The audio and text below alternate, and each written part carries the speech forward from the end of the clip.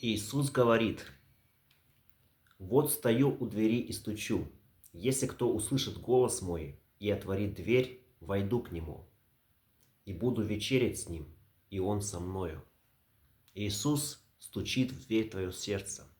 Открой ему, впусти его, и ты увидишь, как он изменит твою жизнь.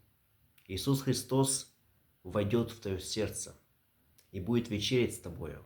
Он наполнит твое сердце радостью и своим присутствием.